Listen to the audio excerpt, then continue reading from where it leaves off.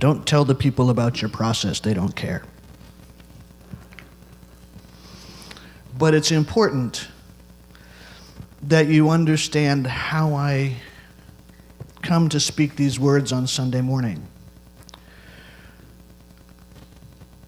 I wrote a sermon last night, late at night. It is a very serviceable sermon. It's pretty good. I mentioned St. Patrick.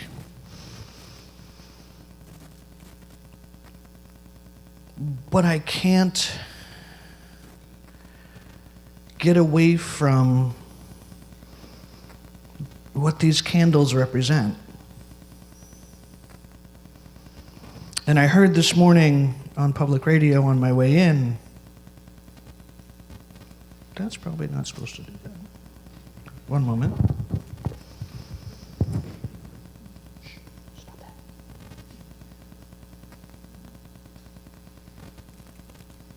A piece of the match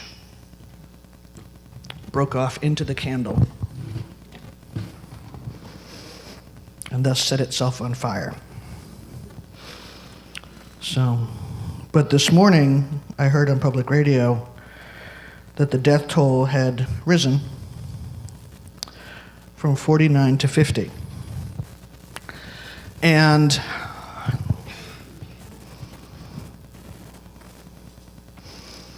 I look at how other places handle gun violence. And the front page of the Press of Atlantic City this morning is entirely devoted to gun violence in Atlantic City and how public officials there are treating it as a health crisis. And rightly so. Now, I grew up with guns. I fired a gun for the first time. I think I was 7 years old. And I was taught by other children because guns were just part of life in rural Maine. Some number of years ago, I wrote a really fancy sermon about how we need to reach out to those who cling to their guns and we need to make the first step and reach out towards the middle. And that was written in response to the massacre at Newtown. You know, and if that many dead children aren't enough to move America to write laws preventing automatic weapons to be owned by citizens, then I'm not sure what is. And there have been countless mass shootings since then. You know, it seems like every so often I have to, do we have enough candles? How many do we need? I don't know, 40, 50, 60? Las Vegas was 60, something like that, 59, 60, right? The Pulse nightclub, 50 people. And I couldn't get away from it. Now, the topic today is supposed to be about time, right? Because it's stewardship season, so I talk about time, talent, and treasure. And that piece by Madeline Lengel, it's interesting because that was her very first draft. It was a PDF file of the original typed page, and it had typos and spelling errors, and I thought, my God, this is how it starts? This is ugly. Like, this is why we have editors, okay. And she talks about time, in A Wrinkle in Time. The characters there have the benefit of these magical guides, and they are able to bend time and space and travel far and go places and do things. And I thought, what a handy thing that would be right about now. You know, to travel to the future and accomplish a bunch of stuff and then be back in time for dinner, right? But we don't have that. What we have is what we're given each day. Each of us wakes up, and we have the day in front of us. An average day has 24 hours, most of them, right? On average, we spend a third of those sleeping. Those of us who work spend another third working. So that leaves a third left for important things like brushing our teeth, cooking, eating, taking care of life, reading a book, going to the library, taking care of children, taking care of parents, staring at screens. I got some interesting statistics from the Bureau of Labor and Statistics that tell me that television is still how most Americans spend the greatest amount of their leisure time. The average adult spends 2.8 hours a day looking at TV. If you're over 75, that's actually up over 4 hours. And then there was a paragraph that said, if in households with children, this doesn't happen. You don't get nearly as much leisure time. And I thought, somebody paid money for that. Okay. So,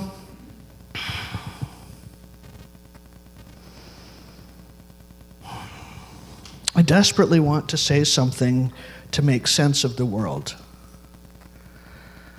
And on days like this, I just haven't got it.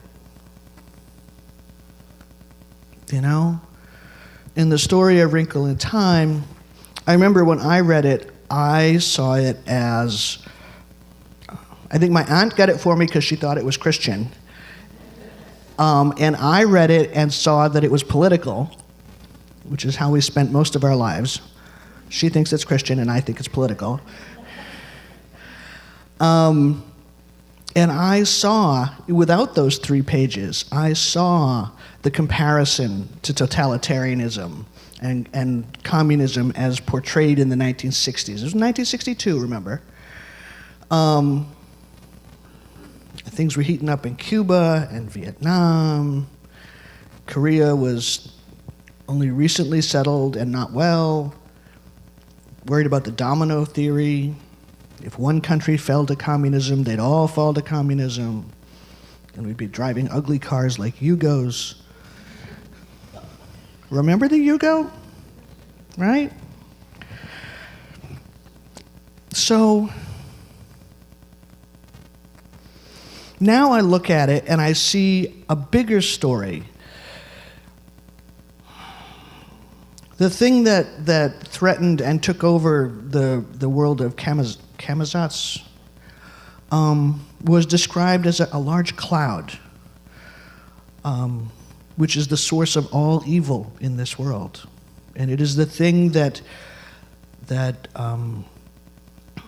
as Mr. Murray described, is about safety and security and everything being the same. And the planet itself was run by a thing called It, which is described as a huge brain, which made me think of Spock's brain.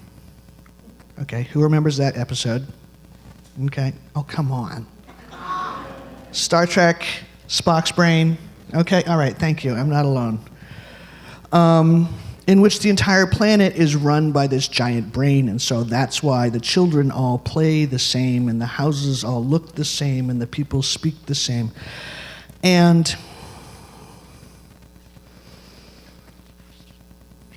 in the story, the planet Earth is clouded. It's not completely enveloped in this dark presence, but it's clouded, which was a very clear, in my mind, allusion to the threat of communism taking over the world.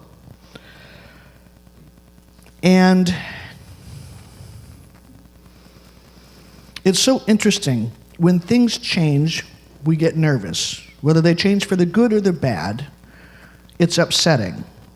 And all change involves grief, including change we want, right? The change of a new baby for a family that has been wanting a child forever. It's a delight, and there's grief that comes with it because things aren't the same. You know, they're nodding, yep. You know, we used to be able to do this thing, and now we can't. Well, would we trade it? Of course not. But we still miss the ability to, you know, stay up till 2 a.m. doing nothing, right? Watching Netflix. And so when we get uneasy like that, we long for security. And sometimes when our neighbors are different, that makes us nervous. And we'd like to tell them how to be and how to do and how to think. Because wouldn't it be nice if we didn't fight? If we didn't argue?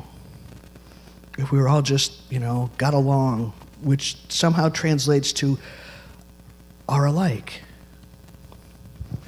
And I think it was Thomas Jefferson, who's not a guy I quote often, said that a person who is willing to sacrifice freedoms for security deserves neither. And that puts us in a difficult place, because I would really, really, really like the security of no more automatic weapons. You know, I would, and I've fired an AR, AK-47. It's a terrifying thing. And I would love that security. And I'm torn because I know that the more security we want, the more freedom we give up. And this is one of those days when I don't have an answer. Jeez, I wish I did. You know, jeez, I wish I did. So each day we have this gift of time. And what are we going to do with it? How are we going to use it? You know, after we're done with our 2.8 hours of television and our 1.7 hours of watching a screen other than work, like outside of work, right? You know, the approximately 27 hours a day that we're on Facebook or Twitter or Instagram or whatever. How are we going to use our time? Now, time is a resource, like money. And you've heard me say before during pledge season that any budget is a theological statement, right? How we spend our money tells us what is important to us, right? And that's the same with a church budget as it is with my individual budget, as it is with a governmental budget. What are our priorities? In this congregation right now, I'm going to say the largest budget item, and Karen's not here to bail me out if I do this wrong, so fingers crossed. Our largest budget item right now is our mortgage. This congregation is very committed to paying off that mortgage. The next biggest budget item is staff. Okay? And staff goes to ministry. This congregation values trained professionals to do what we do, right? We want to have a trained religious educator. That's important. You want to have a trained professional minister who's had the pastoral care classes and the leadership stuff and all of that. You want that. That's valuable. But then I look at my home budget, right? And my home budget, my biggest expense is my mortgage. Okay, not that different from here. I think my second biggest expense actually might be my cable bill. No, it might be my car payment. But it might but my cable bill is also my internet, you know? And so I don't feel quite as bad when I say that. But But then what? Then, groceries, then, oh, Jesus, kitty litter. I need a second mortgage just for the cat litter. And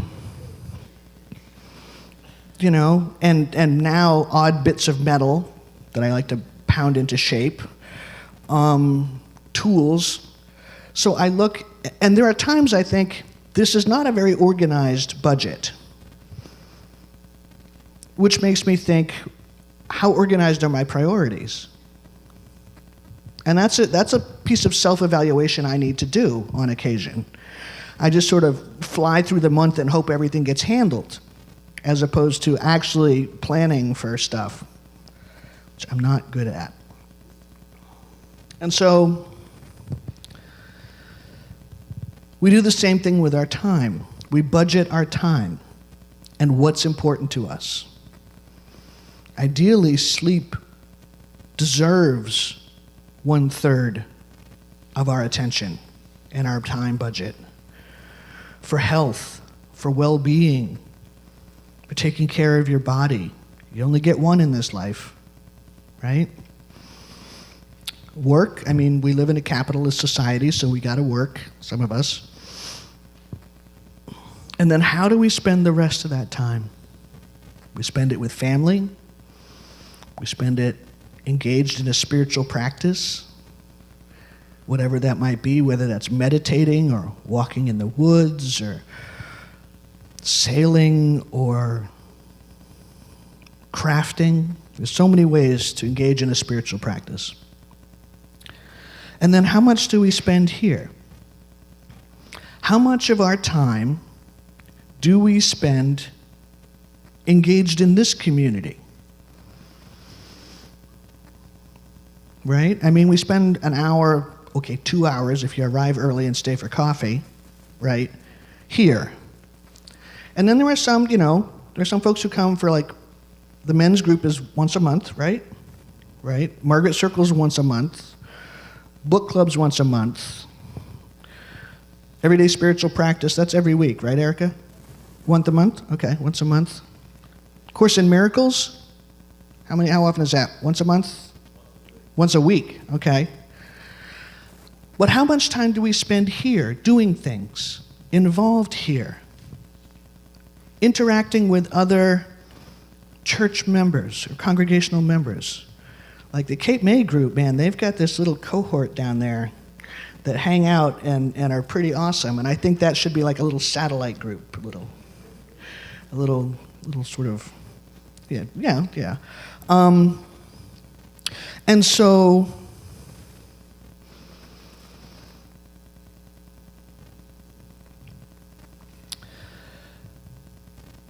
sometimes it really feels, and this is a dangerous way to think, like it's us against the world.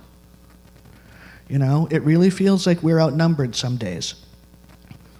And I know that that's the philosophy and that's the language that is used by the people who are doing violence to inspire them to violence.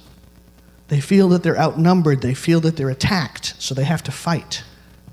And I don't want us to do that, but I want us to be motivated to act. I want us to be motivated to get involved, to interact with each other. When we are safe, most of the time we get nothing done. Right? We just don't, right? When things are challenging, that's when we are forced to get creative. That's when we are forced to develop our problem-solving skills. People who've never run into hard times aren't really good at solving problems because they don't have that muscle memory. And so here we are in this world that feels unsafe to us. And what do we do with that?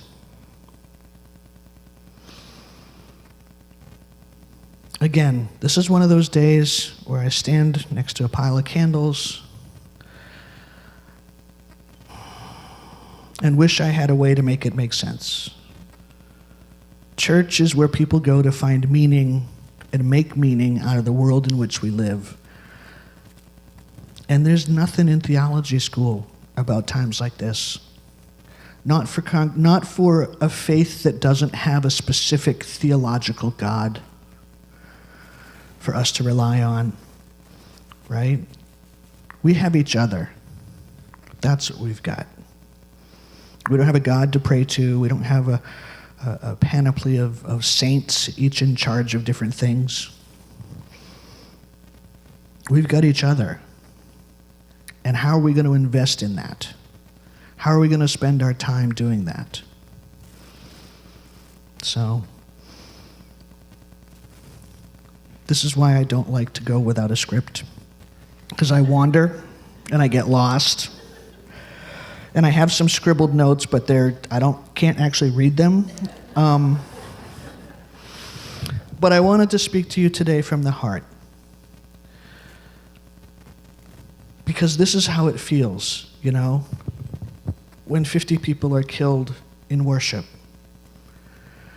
And the first person to greet the shooter said to him, "Hello, brother." Those are his last words. "Hello, brother." How are we willing to greet with peace a world that will do us harm? That's my question for today, and I don't have an answer. We have a volunteer fair after the service. I understand there are Dunkin' Munchkins involved. And in order to get your snack, you have to visit the various places. And you've been warned about the Munchkins before the children know. So you may want to take that into account. So when the parents head for the doors, we want to get moving, right? I'm going to invite you, join me in a breath real quick here. Let's breathe in together. And breathe out. And breathe in. And breathe out. And breathe in. And breathe out. Now I'm going to do something really terrifying. I'm going to lead us a cappella in song. We're going to do our meditation on breathing, which we did as a response to joys and sorrows. So, when I breathe in, I breathe in peace. When I breathe out, I breathe out love. When I breathe in, I breathe in peace. When I breathe out, I breathe out love. Thank you.